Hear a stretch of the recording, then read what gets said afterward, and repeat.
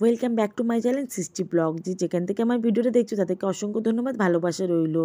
তো চলো, এই যে কচু চিংড়ি রেসিপিটা কিন্তু দারুণ হয়েছিল খেতে, তাই জন্য তোমাদের সাথে দৌড়ে দৌড়ে চলে আসলাম শেয়ার করতে। তো দেখো, এখানে হচ্ছে চিংড়ি মাছটা নিয়ে নিয়েছি, ছাড়িয়ে এর মধ্যে হলুদ আর নুনটা মাখিয়ে রেখে দিয়েছি আমি। দেখো, আর এখানে দেখো কচু কিন্তু কেটে ধুয়ে রাখা হয়ে গেছে আমার। তো এবার রেসিপিটা আমি তৈরি করব, কীভাবে না করবো সবটাই তোমার সাথে শেয়ার করতে চলে এসেছি। তো চলো বন্ধুরা, এই যে চিংড়ি মাছটাও রেখে দিচ্ছি, আর এখানে দেখো চিংড়ি মাছের মাথাটা আমি রেখে দিয়েছি। তোমরা তো জানোই যে আমি চিংড়ি মাছের ভর্তা খেতে খুব ভালোবাসি, মাথার ভর্তা, তো সেটাই বানিয়ে নেবো। তো দেখো, এখানে হচ্ছে কড়াইয়ের মধ্যে তেল দিয়ে একটা মিডিয়াম সাইজের পেঁয়াজ কেটে কুচু কুচু করে দিয়ে দিয়েছি। তো এখানে পেঁয়াজটা ভাজা হোক, আর এখানে দেখো আমি এই মশলাটা তৈরি করে নিই। তো মশলার জন্য এখানে একটা ছোটো পেঁয়াজ দিয়েছি, আর এখানে কিছু রসুন রয়েছে, আর টমেটোর কুচি রয়েছে। তো এটাকে আমি পেস্ট করে নেবো, মানে মশলাটাকে বেটে নেবো।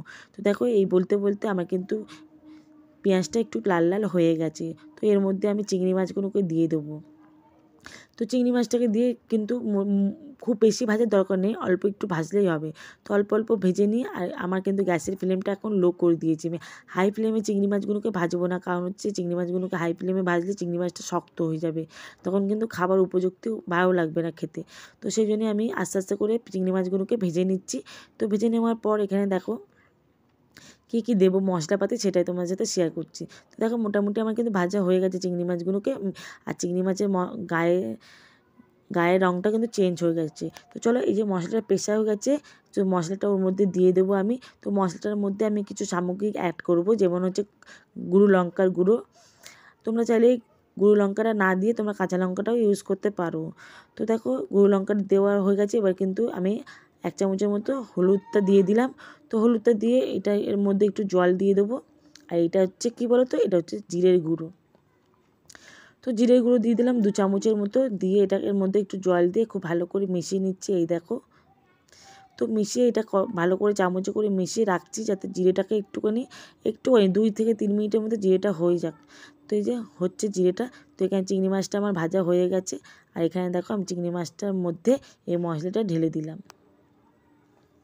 তো ঢেলে দেওয়ার পর এই যে মশলাটা এবার খুব ভালো করে কষিয়ে নিতে হবে। তো আমি কষিয়ে নিচ্ছি।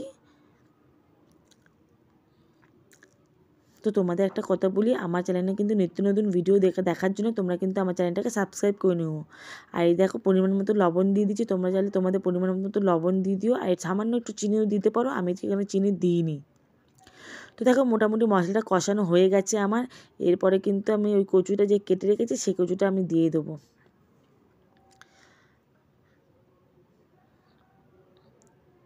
তো খুব ভালো করে মশলাটা কষাতে হবে, কারণ হচ্ছে মশলাটার মধ্যে যেন মশলার গন্ধ না বেরায়। তো দেখো, আমার মশলাটা কমপ্লিট হয়ে গেছে, মানে এই যে কমপ্লিট করে নিয়েছি আমি। এই যে এর মধ্যে দিয়ে দিচ্ছি কচুটা। তো কচুটাকে আমি খুব ভালো করে নিয়ে নেবো। কচু তোমরা চাইলে এটা কিন্তু সিদ্ধ করেও করা যায়, আমি সিদ্ধ করিনি, আমি এমনি কাঁচাটাই দিয়েছি। তো দেখো, এই যে খুব ভালো করে মশলাটা কষিয়ে নিচ্ছি আমি। কষিয়ে নেওয়ার পর কিন্তু এই যে দেখো, এর মধ্যে কিন্তু তোমরা চিনি দিতে পারো, আমি কিন্তু চিনি অ্যাড করিনি এতে। তো দেখো, কষানো মোটামুটি আমার হয়ে গেছে, তার মধ্যে কিন্তু আমি জল দিয়ে দিলাম, আর জলটা দিয়ে একটু নাড়াচাড়া করেই আমি কিন্তু চাপা দিয়ে দেবো এটা। তো চাপা দেওয়ার পর এই যে দেখো, চাপা দিয়ে দিচ্ছি আমি। তো তোমরা চাইলে এখানে কিন্তু গরম জলের ইউজ করতে পারো, খুব তাড়াতাড়ি হয়ে যাবে। তো দেখো, আমার কচুগুলো মনে হয় গলে গেছে, আমি দেখে নিচ্ছি একবার কচুগুলো গলেছে কি না। তো দেখো, মোটামুটি কচুটা গলে গেছে। এর মধ্যে আমি কিন্তু এবার দিয়ে দেবো হচ্ছে ধনেপাতা কুচি। তো চলো বন্ধুরা, এই যে ধনেপাতা ছাড়া তো মানে চিংড়ি মাছের কোনো গল্পই হবে না, তাই না? তো ধনেপাতাটা দিয়ে দিয়েছি, দিয়ে এবার কিন্তু নামিয়ে নেবো আমি। আর তোমাদের কেমন লাগলো রান্নাটা তোমরা কিন্তু জানাতে ভুলো না একদম। আর দারুণ খেতে হয়েছিল বন্ধুরা, এক কথায় বলবো অসাধারণ। তো তোমরা আমার ভিডিওটা দেখার জন্য ধন্যবাদ। টাটা, ভালো থেকো, সুস্থ থেকো। পরে অন্য কোনো ব্লগ নিয়ে চলে আসবে দৌড়ে।